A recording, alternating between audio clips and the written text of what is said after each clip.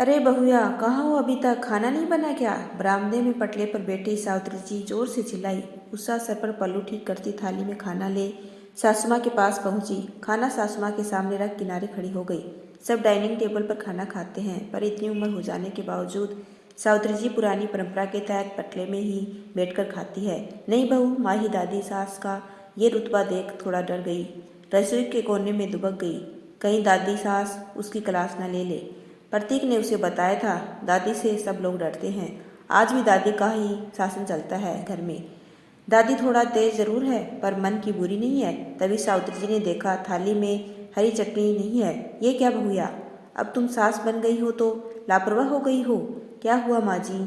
उषा जी ने थाली में झांका, तुरंत रसोई में गई। माही को कोने में दुबका देख हंस पड़ी।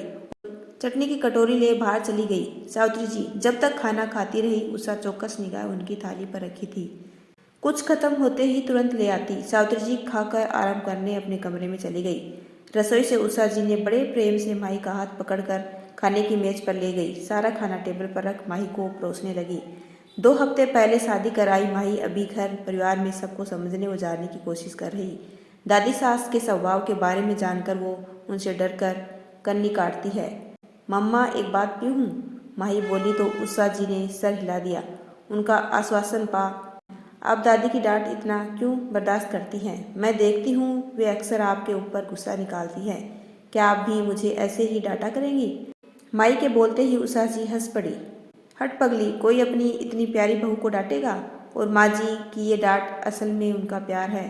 वे हर समय हमें अपने पास देखना चाहती है, इसलिए गुस्सा करती रहती है। उषा ने माई को प्यार से समझाया। जानती थी बहू अभी नहीं है, सकारात्मक बातें ही बतानी है। नकारात्मक बातें सुन वो एक नकारात्मकता से भर जाएगी और रिश्तों का मर्म नहीं समझ पाएगी। जब समझोगी नहीं तो इस घर को अपना घर कैसे समझेगी? घर समझदारी से चलता है। दोनों को एक साथ प्रेम से खाते देख सावित्री जी ने अपना चश्मा ठीक कर अपनी गोल गोल आंखों से सास बहू के रिश्ते की नई शुरुआत देखी। उनको कुछ अच्छा भी लगा, कुछ बुरा भी। धीरे से अपने कमरे में वापस चली गई। उषा जी को अपना समय याद आया, जब ब्याह कर वे इस घर में आई थी। माँ बाप की लाडली थी और कम उम्र का बचपना। घर के कामों में अक्सर गलतियाँ कर जाती। माँ जी तब खूब डांटती, पर क्या मजाल उन्हें कोई और डांट ले। धीरे धीरे सास के सहयोग से वे भी घर गृहस्थी में पारंगत हो गई। सावित्री जी थोड़ा पुराने ख्यालात की थी, अतः बहू के लिए ढेरों वर्जनाएं थी। इतने वर्जनाए के बावजूद एक चीज उन्होंने सही की, वो उषा जी की पढ़ाई। सावित्री जी सबसे विरुद्ध जाकर उनकी अधूरी पढ़ाई पूरी करवाई। कभी उठने में देर हो जाए तो सावित्री जी उसके माँ बाप से लेकर 7 पीढ़ियों तक को न बकसती। रामेश्वर जी इकलौते पुत्र थे, अतः सावित्री जी बहू का लाड चाव तो करती, पर घर के कामों में कोई देरी या कमी बर्दाश्त न करती।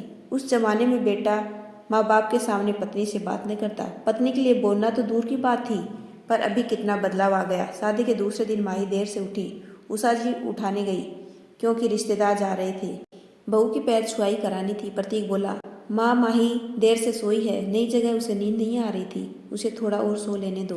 प्रतीक की बात सुन उषा जी ने उसके सर पर प्यार से चपत लगाते बोली, एक ही दिन में तू बहू का भक्त हो गया?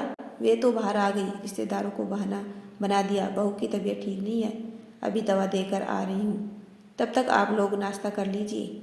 जब माई उठकर आई तभी पैर छुआने की रस्म कराई। एक दिन सावित्री जी बोली, बहुया तुम ठीक नहीं कर रही हो। माई बहू को इतना सर पर मत चढ़ाओ, बाद में पछताओगी। अभी जो सीखना है सीख जाएगी, बाद में तुम्हारी कुछ न सुनेगी।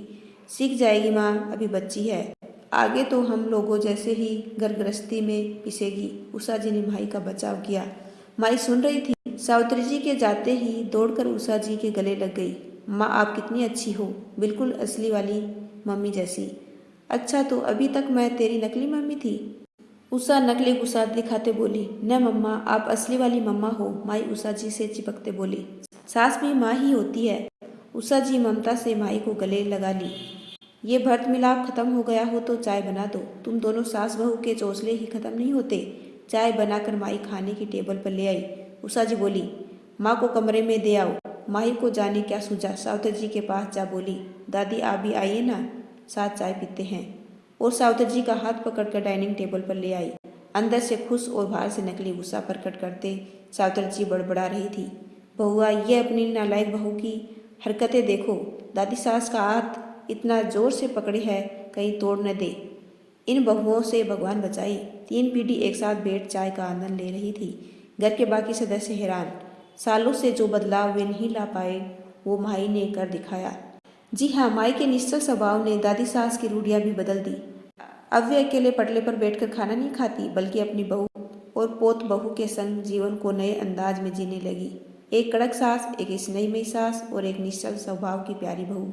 ये पीढ़ियों का अंतराल जीने के अंदाज को ही नहीं, घर के माहौल को भी बदल दिया है। अब माई को अपना घर सुंदर बगिया लगने लगी, जहाँ बिन फूल होकर भी सब नेह से जुड़े हैं। यदि आपको मेरा छोटा सा प्रयास अच्छा लगा हो तो चैनल को लाइक, शेयर एंड सब्सक्राइब कीजिए। आपका अपना कीमती समय देने के लिए दिल से धन्यवाद।